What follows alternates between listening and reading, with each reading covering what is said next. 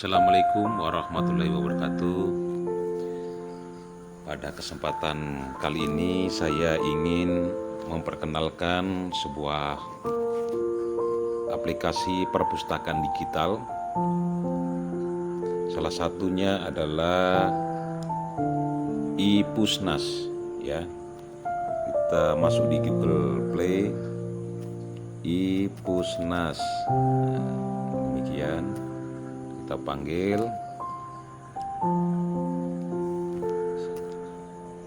iPusnas seperti ini ya.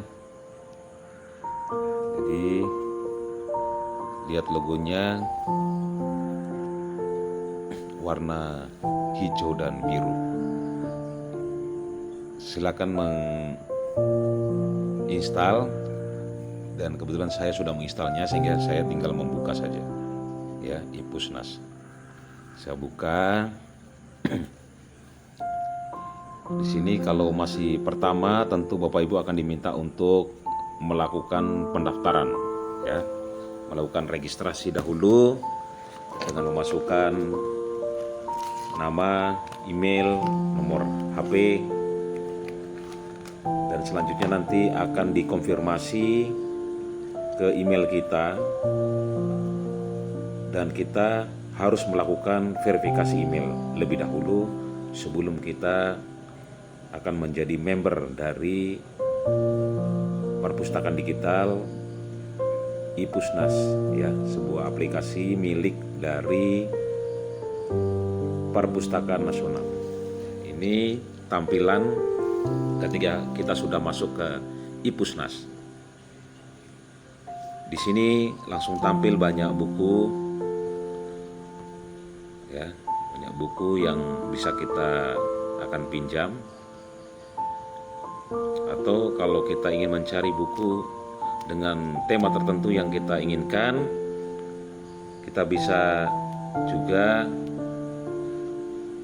melakukan search di sini ya, di kanan atas ini kita search begini ya. Kita cari di sini, kita telusuri ya, buku tentang apa ya,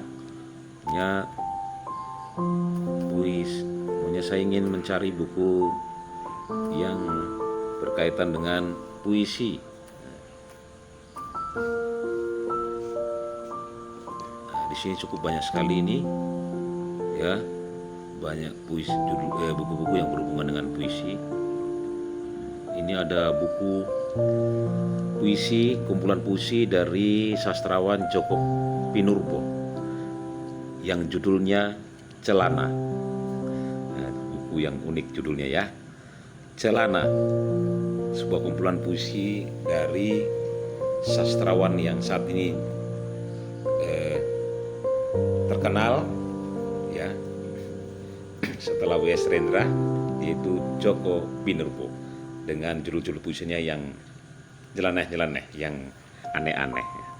Di sini Bapak Ibu bisa melihat covernya ya, buku, pengarangnya siapa.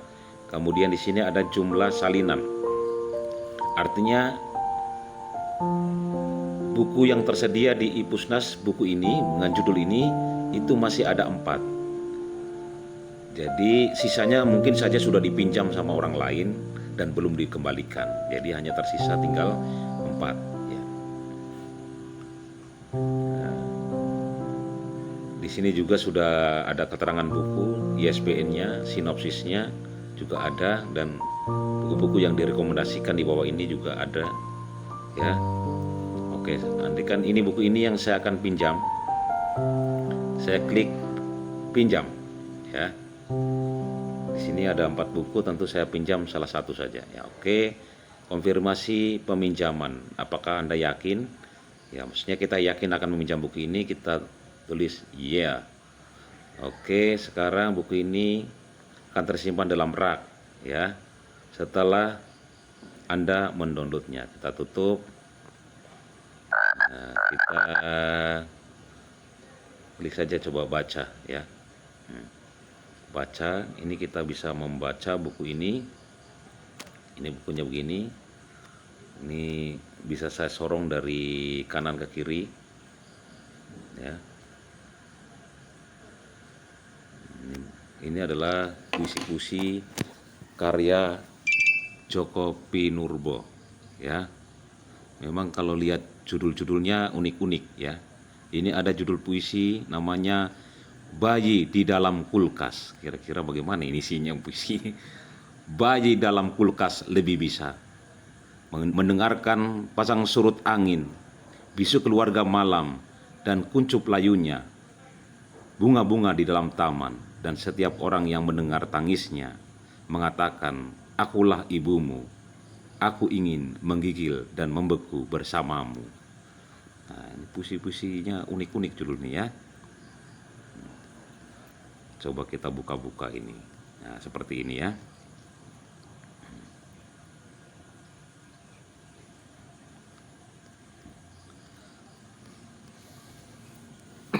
Silakan dibaca. Ini ada 84 halaman. Ini ada judulnya lagi, Gadis Malam di Tembok Kota. Silakan dibaca. Tentu menarik ini kalau dibaca ya. Ranjang putih, pulang malam, keranda. Nah, ini tentu lebih serem. Celana satu. Nah, puisi judulnya celana. Sangat sederhana sekali, tapi menantang. Pengen cari tahu apa ini puisi isinya, judulnya celana ya.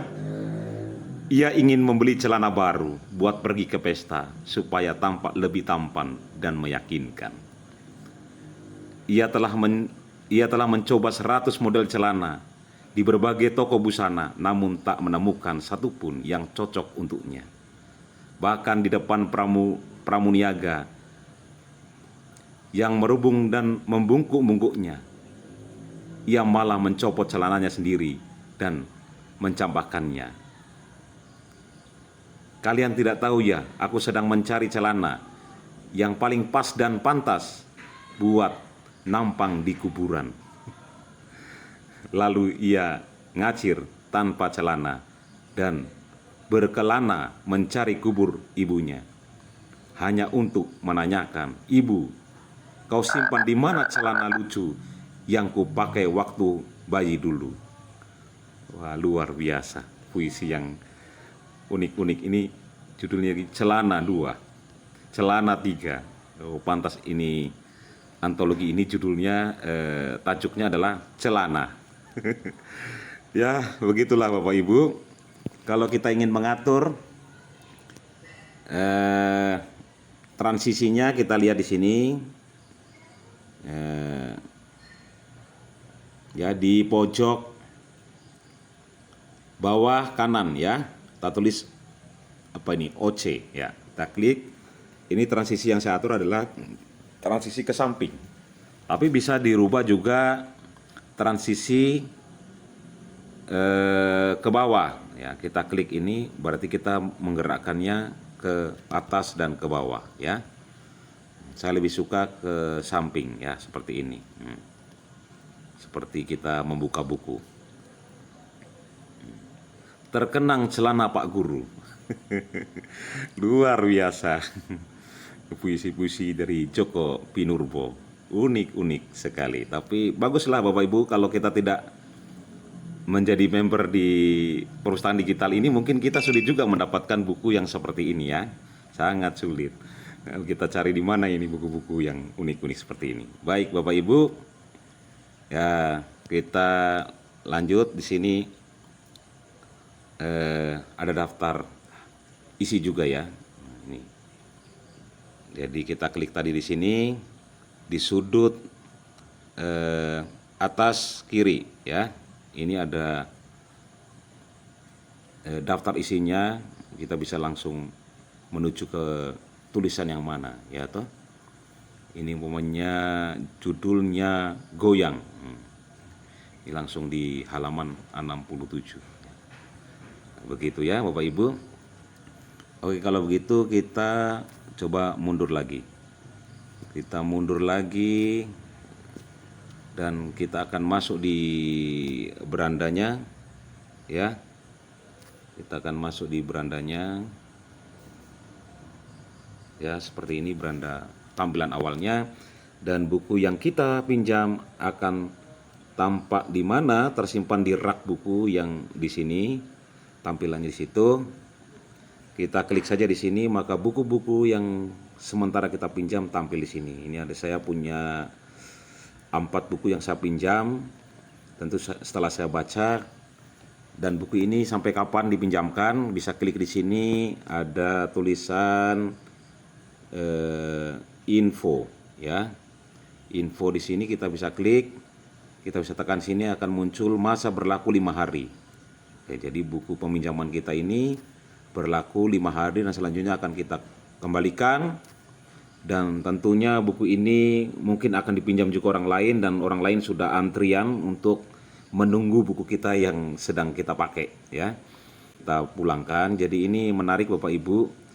Jadi identik dengan perpustakaan manual, namun caranya ya jadi bisa dipinjam, bisa dipulangkan. Jadi buku juga ada jumlahnya terbatas ya. Tidak berarti buku itu dibaca semua orang. Jadi buku itu dibaca sesuai dengan peminjaman ya. Seperti kita di perpustakaan, tentu kalau ada 5 buku dipinjam sama orang 4, tentu sisanya 1. Jadi setiap di sini ada informasi buku ini masih sisa berapa ya. Jadi kalau sudah dipinjam orang, tentu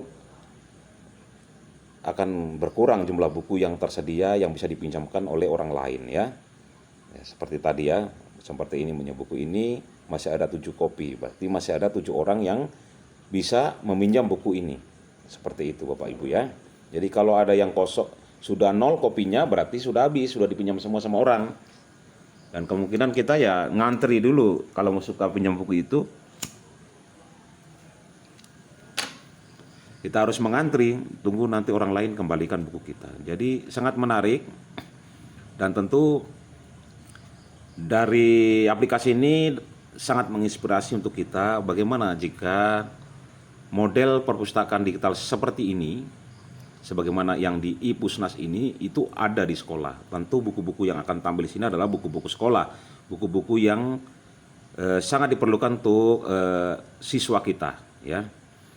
Tentu ada ya, ada penyedia yang memiliki aplikasi sekaligus juga menjadikan buku-buku dalam bentuk elektronik ya. Ini tentu yang ke depan akan kita kembangkan.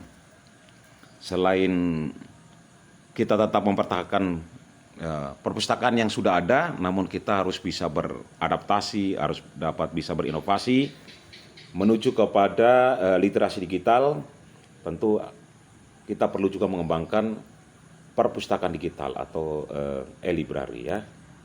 Demikian sebagai pengenalan Bapak Ibu. Insya Allah silahkan melakukan pendaftaran di Pusnas dan manfaatkan waktu-waktu luang kita untuk membaca sesuai dengan minat kita, dan insya Allah akan menambah kualitas diri kita, dan secara otomatis juga berarti kita sedang menghidupkan juga gerakan literasi, budaya literasi, dan pengalaman kita membaca buku secara digital melalui e-Pusnas tentu sangat baik untuk kita sampaikan dan kita ajarkan pengalaman kita kepada orang lain, agar lebih banyak lagi orang dapat mengakses sumber-sumber bacaan secara gratis, secara digital, dan salah satunya yang disediakan oleh Perpustakaan Nasional kita melalui aplikasi iPusnas yang dapat kita download di Play Store kita. Semoga bermanfaat. Assalamualaikum warahmatullahi wabarakatuh.